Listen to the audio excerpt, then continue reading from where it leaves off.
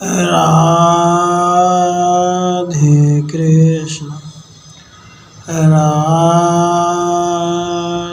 कृष्ण। श्री कृष्ण जी का व्रज से लौटकर मथुरा में आगमन। श्री नारद जी कहते हैं, राजन, साक्षात भगवान श्री कृष्ण व्रज में कई दिनों तक रहकर सबको अपना दर्शन दे मथुरा जाने को उद्यत हुए। 9 नंदों, 9 उपनंदों, 6 वृषभानुओं तथा वृषभानुवर और ब्रजेश्वर नंदराज से मिलकर कलावती, यशोदा, अन्य गोपियों तथा गौओं के गणों से भेंट करके आश्वासन और ज्ञान दे सबसे विदा लेकर माधव चंचल अश्वों से जुते हुए अपने दिव्य रथ पर आरूढ़ हो मथुरा जाने की इच्छा से नंदगांव से बाहर निकले। उनके पीछे पीछे समस्त मोहित व्रजवासी बहुत दूर तक गए। वे माधव के अत्यंत कष्टमय विरह को नहीं सह सके, जिन्हें भूमंडल पर कभी एक बार भी श्री विष्णु का दर्शन नहीं हुआ था, उन्हें भी उनका विरह दुस्सह हो जाता है।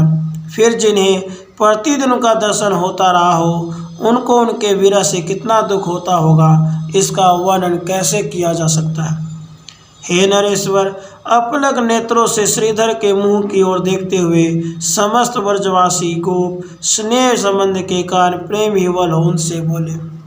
गोपों ने कहा, हे श्री कृष्ण, तुम फिर जल्दी आना और हम समस्त व्रजवासियों की रक्षा करना। जैसे पूर्व काल में तुमने देवताओं को अमृत प्रदान किया था, उसी प्रकार अब हमें अपने दर्शन की सुधा का पान कराते रहना।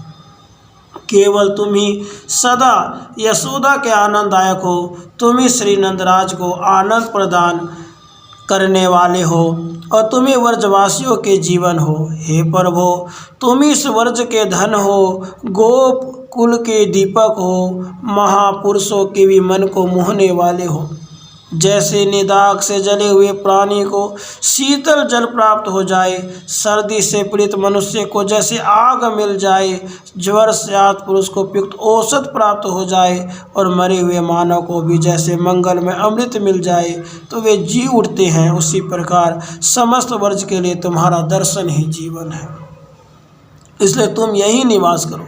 इस विषय में बहुत कहने से क्या लाभ। हमारे इस जन्म अथवा पूर्व जन्म में भी जो कुछ भी पुण्य हो, उसके फलस्वरूप हमारा चित्त सदा तुम्हारे चरणाबिंदों में लगा रहे। जिनका चित्त तुम्हारे चरण कमल में लगा हुआ है, वे भक्तजन तुम्हें सदा ही प्रिय है।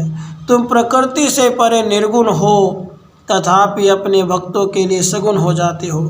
तुम्हें अपने भक्त से अधिक प्रिय शिव, ब्रह्मा और लक्ष्मी भी नहीं है, जो ब्रह्म पद आदि के अभिलाषा को छोड़कर तुझ भगवान का निष्काम भाव से भजन करते हैं। वे युक्त चित पुरुष ही शांत एवं निरपेक्ष सुख का अनुभव करते हैं। श्री नारद जी कहते हैं, राजन, यूँ कहकर वे सब गो प्रेम से विवल हो श्री कृष्ण के देखते देखते आनंद के आंसू बहाते हुए रोने लगे। भक्त वत्सल भगवान श्री कृष्ण के मुख पर भी अश्रु की धारा बह चली। वे प्रसन्न चेता परमेश्वर विरह विवल गोपों से बोले। श्री भगवान ने कहा, व्रजवासियों, तुम सब मेरे प्राण हो, मेरे परम प्रिय हो। मेरा हृदय तुम लोगों में स्थित है, केवल शरीर और नेत्र दिखाई देता है। मैं प्रति मास तुम सबको देखने और दर्शन देने के लिए आऊँगा, यह वचन देता हूँ। मन से मैं दूर नहीं हूँ, मन ही सबका कारण है। हे गोपगण, यादवों से युद्ध करने के लिए जरासंध आया है, अतः यदुवंशियों की सहायता के लिए मैं जाता हूँ, तुम्हें शोक नहीं होना चाहिए। श्री नारद जी कहते हैं, राजन, इस प्रकार उन गोपों को बार बार आश्वासन दे। फिर लौटकर यशोदा से नंदराज को दूसरे स्थान पर बिठाया और श्री दामा आदि सखाओं को साथ ले उद्धव सहित रथ पर आरूढ़ हो वे सर्व कारण भगवान मथुरा को गए। वीर जब तक रथ उससे जूते हुए 100 वेगशाली घोड़े और फहराती पताका से युक्त तिरंगा ध्वजा तथा उड़ती हुई धूल दिखाई देती रही, तब तक अन्य व्रजवासी वहीं खड़े रहे। फिर वे अपने घर को लौट आए।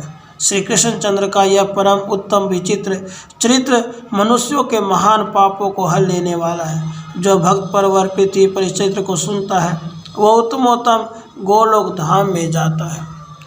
इस प्रकार श्री संहिता में श्री मथुरा खंड के अंतर्गत नाथ बहुलास संवाद में व्रज यात्रा के प्रसंग में श्री कृष्ण का आगमन नामक 23वां अध्याय पूरा हुआ। राधे। कृष्ण राधे कृष्ण।